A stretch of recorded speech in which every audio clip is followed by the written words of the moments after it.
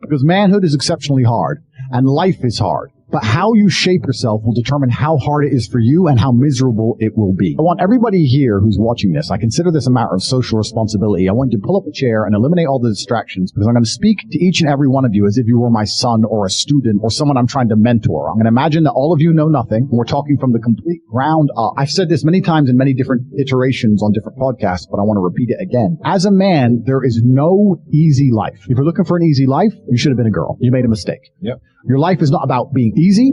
Your life is not about being happy. Your life is always going to be difficult. All of the pain you feel, all of the sadness you feel, you're supposed to feel as a man, and you have two effective binary choices. You either go through the suffering and go through the trauma and go through the hardship it takes to be a man of value, or you suffer eternity as a nobody. And being invisible, I would argue, is almost worse. You can have a very stress-free life if you work in Starbucks. You don't care about the Starbucks once you clock off. You're not at work at the time. You go home, you play video games, and you exist until you die. That's stress-free, but you have to suffer being a nobody. Alternatively, you can go out there into the world, try and implement your mark on the world, work hard, try to get rich, more money, more problems. You can try and start a business, the stress of that. You can lose your girlfriend because all you're doing is working. This is a new level of stress, a new level of trauma, but at least you'll be a somebody at the end of it. There's two ways to suffer. You either suffer to become a somebody, or you suffer as a perpetual and forever nobody. Absolutely. Glory is fleeting, but obscurity is forever. And when he says fleeting, that's a really good point, because everything in life is rented, especially your glory as a man. When you have a good body, it is not a good body as complete. It's not finished. You haven't completed the task. You have rented that good physical condition. You must train every day to retain it. So everything is rented. Your body, you don't just get a good body and you're done. You still have to go to the gym every day to maintain that good body. You don't just get a hot girl and it's done. You still have to work hard for her to always love you and respect you. You don't just start a business and now you're rich. No, you have to start a business and work on that business every day. If you take your eye off the business, it will fail. Everything in life is rented. So when he says glory is fleeting, he's also absolutely not correct. Because glory is fleeting and you have to constantly and endlessly work for it and make sure that you never stop. Otherwise it will be taken from you. But obscurity is forever. If you never make a mark on the world, then you effectively never existed. Yeah. And when you're gone, nobody will care. The reason our Father is discussed at length is because of who me and Tristan are, and the reason we will be discussed forever is because who our sons will become. I think that a harsh upbringing and a harsh life makes a man a man. I don't think you learn a lesson any other way. But I come from the absolute bottom, and now I'm up at a position where we have a very large empire. A lot of it is shadow. Most people don't know what it is. But even our overt things, even our university and things that are online are turning over $15, $20 million a week. So we're doing crazy sums of money. So I've been from the absolute bottom to the absolute top. I've seen it all. And once you get past a certain level of wealth, once you get past a certain level of money, yeah, but then you understand what money is, right? So we say about money not being real. Money is not real from a governmental perspective because they just print it. It's nothing. But money is truthfully the stored time and energy of other people. If you have money, you have stored time and energy of other humans. Because hourly rates. That's right. Because I can take that money and make someone else use their time and energy for X things. If I'm going to come along and say, you're no longer my slave. As my slave, you had to work for a house and a car. You're no longer my slave. In slavery, let's actually look at slavery. Slavery is abolished. So now what do? You're going to work for me. I'm going to give you that. I'm going to give you some money. And that money is enough to only buy you a house and some food. We've just put money in the middle. Now, if I can make you do whatever I want for money, and I can print as much money as I want, you're my slave. Because I can print it from the sky, and you need it to live. So you are my slave. Money's not real. So I have all of this money. I have the stored time and energy of other humans. And once you get past a certain level of wealth, you understand, which ties back to COVID, that you're not interested in money. What you're interested in is people. It's always been about having good people around you. You want a beautiful, doting, loving woman who's obsessed with you. You want good brothers who will stand by you and make you motivated. You want bodyguards who are going to protect you. You want people. And then you want to look at it further down the rabbit hole. You want to get more sinister. If you've been born into a lineage or a dynasty or the people who control the world, you want people, you want robot people. You don't want to be spoken to disrespectfully. All the people out here in the world don't care, but you're going to sit there and you're going to carry me the only person in the world who cares. You're going to walk around telling everybody, trying to find somebody who gives a good luck. Because what's going to happen is you're going to walk around feeling sorry for yourself, trying to find somebody who cares. You might find somebody who pretends to care long enough for you to get a little bit of dopamine. But all in all, you're wasting time in a hyper-competitive world where people like me, who perform regardless of how they feel, are just going to perpetually bury you. And then you're going to sit there and wake up and go, why am I a loser? Well, because when Andrew was sad, he continued to perform. When Andrew was in jail, his business didn't fall apart. He was doing push-ups every day. His body didn't fall apart. Nothing about his life degraded when he was in a jail cell surrounded by cockroaches. You're in a plushy bed at home, crying about what? And you expect the male world's hyper-competitive. So you're not allowed almost as a man to put that much importance on how you feel. You don't have time to care about it because you have too much to do. This is what I find so remarkable. If I feel sad, I don't think, how do I stop myself? I need to not feel sad. I just go to work. I got stuff to do. I'm a man. I have things to do every single day. This whole therapy garbage. I can't think of a way faster to ruin your mindset and destroy your ability to resist the perils of life than going to therapy.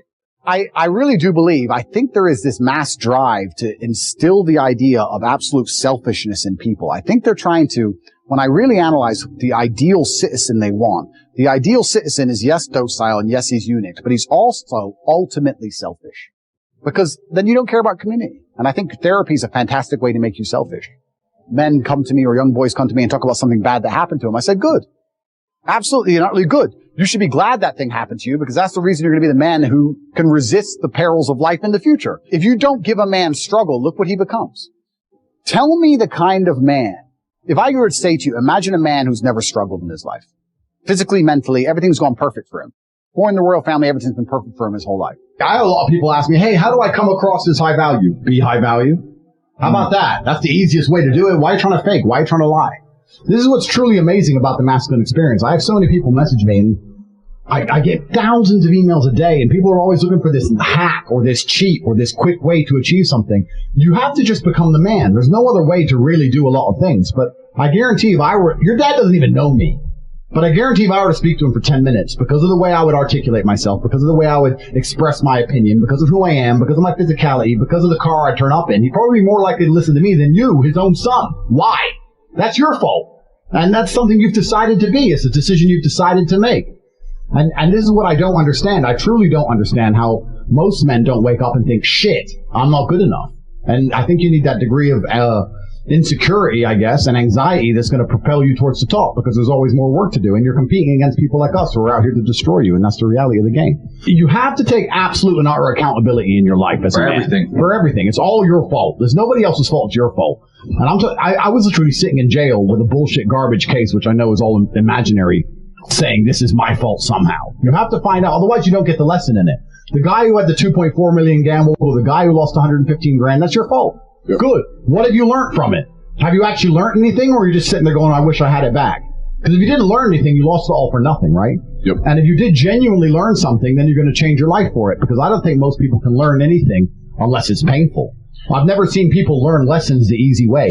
When someone learns a lesson the easy way, you know what they think? They think, I got away with it. Yep. Over and over again until it eventually burns and stings them. And that's the only time they learn. Humans only learn the hard way.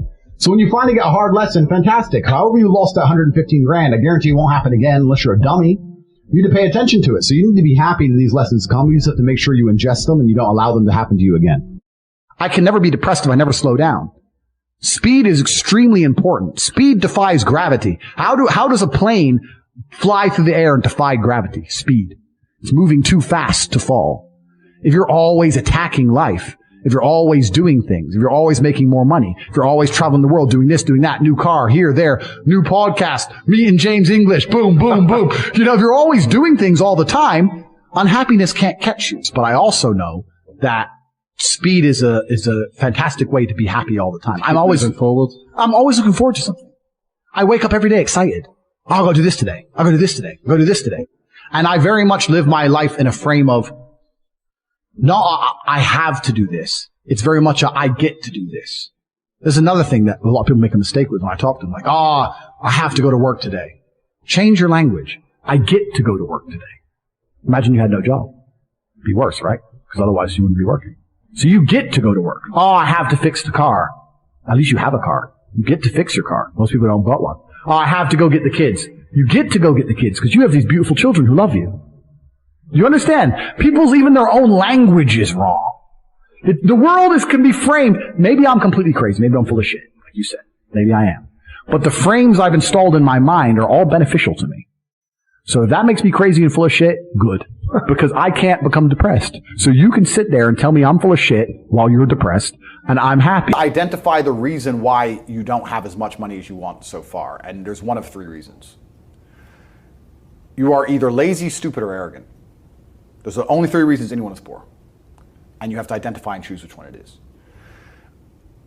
The majority of people are not the one they think they are. The majority of people are the one I'm about to say at the end. So let's start with lazy. There are a lot of lazy people. The unfortunate reality about money is that you are competing. So it's player versus player. It's like anything in the world. If you want that beautiful girl, so does everyone else. You have to win the competition. You want that car, you have to get it first. You want that money, everyone wants that money. You have to compete. It's competitive. Business is competitive.